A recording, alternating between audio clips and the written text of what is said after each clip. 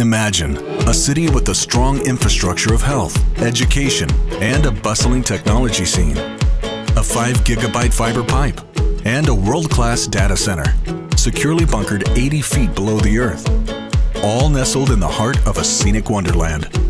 Combine this with a vibrant region that includes national and international companies in a variety of sectors, offering competitive jobs in the IT fields. A place with an exceptional quality of life, where you can truly enjoy the life you want. Welcome to Springfield, Missouri. There's a lot of really neat stories that have occurred over the years here. Companies that started in the medical field that are now owned by huge companies, McKesson. Of course, Jack Henry has been an incredible story to watch over the years. They've just continued to grow and grow. Bass Pro, O'Reilly, Prime Trucking. Besides Jack Henry alone, there's several huge companies within the Springfield area that are known nationwide. There's a lot of opportunities from something that's more of a mom and pop shop to the corporate America and everything in between. Absolutely, yeah, phenomenal. You take a look at the cost of living and then the benefit structures and the things that these IT companies are doing to attract talent. That's one of the things I really like about BKD is they really understand that yes, you work, but you also can take care of your personal life too, and there's a blending there that really happens. You know, we don't really think of them from a technology standpoint, but to be honest, O'Reilly Automotive has done some really cool things. A lot of people don't realize how big we actually are. We're in like 40 plus states now, and we just have so much support and infrastructure that we have to just keep running. There's been a perception that Springfield, from an IT standpoint, is behind. Now you go out and you go to vendors, say in Las Vegas, a Gartner conference, or conferences out in California, and you find out that your peers out there are doing the same things you are. They're implementing infrastructure you've already maybe implemented 6 months ago.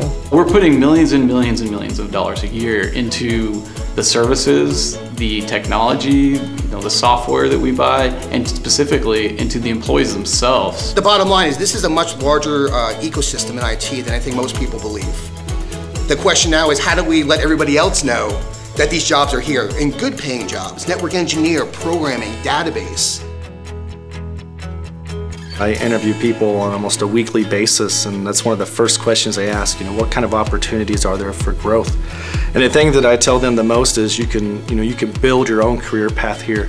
It seems like it's rapidly changing all the time. I mean, we have new people come in, we've got new positions opening up. And so because of that, we need people who are either fresh out of college, entry level, that are ready to learn these new services, or experienced people that have already developed their skills in these new technologies and services. As a new intern, when you don't know a lot about your industry, it's nice to have honest people that will tell you what you're doing right, what you're doing wrong, what you need to fix. IT and Bass Pro is growing at an exponential rate, so I really see myself climbing up the ladders and advancing rapidly. We really do a lot of internal promotions and really feel like we should foster and grow our own talent, and I think they do a fantastic job of that.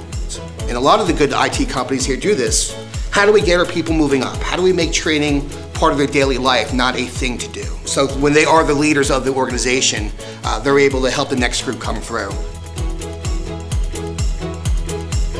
Oh my gosh, I would definitely say that there are some stark contrasts. Growing up in Phoenix, there were always traffic jams, and the news media was always infiltrated with all of this negative media, a lot of violent crimes, a lot of different things going on that are just not really conducive to raising kids, having family, having a stress-free life. I really like the park system that Springfield has. My daughter and I, typically in the summers, will do what we call park hopping. I really enjoy living here because, my commute is 15 minutes. And I live on the other side of town. I like big cities, but I don't like traffic. And I don't like pollution issues. And you wake up in the morning, you come to Springfield, the roads are good, it's clean, and my friends are here. Can't beat that. Springfield Underground, that's such a unique asset for our area. Recently just sold Bluebird Networks. That was one of the things that I think the city leaders were pretty innovative on in getting that started, to have a data center that's 80 feet under the ground very, very highly secure. A lot of really great thinking and engineering went into building it and maintaining it.